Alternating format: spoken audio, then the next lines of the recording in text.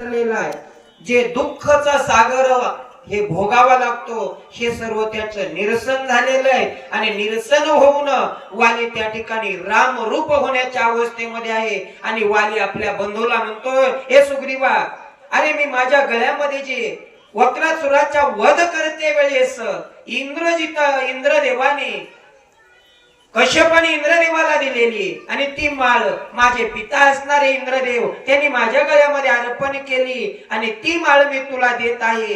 तू अगोदर जर प्रचंड बलवान आहेस. वालीचं आणि राजा सुग्रीवाचं युद्ध 6 महिने युद्ध चालत होतं. दोघं माग सरायला तयार नव्हते. परंतु कश्यपाची विजय माळ ज्या वेळेस राजा सुग्रीवाला दाखवली की राजा सुग्रीवाचं बळ त्या ठिकाणी संपुष्टात येत होतं म्हणून वाली विजयी होत होता आणि त्याच विजयी माळ आता म्हणले मी तुला अर्पण करतो आणि विजयी माळ तुझ्या गळ्यात दिल्याच्या नंतर तू कळी काळाला वरणार नाहीस असा माझा आशीर्वाद आहे सुग्रीवा असं सुग्रीवाला त्या ठिकाणी वाली बोलतात. विजय माळेची प्राप्ती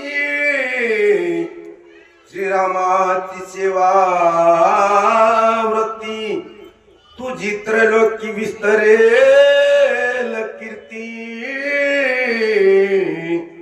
नित्यानुवर्ती श्रीरामाचा. हे सुग्रीवा आता तुझ्या गळ्यामध्ये विजय माळ प्राप्त झाली.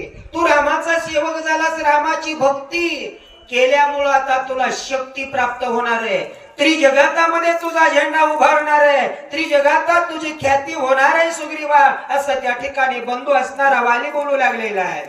आईचे सांगोनी सुग्रीवासी नमस्कारोनी श्रीरामासी राम स्मरणे त्याजून देहासी परमगतीची पावला. राजा सुग्रीवाला उपदेश केलेल्या राजा सुग्रीवाला ज्ञान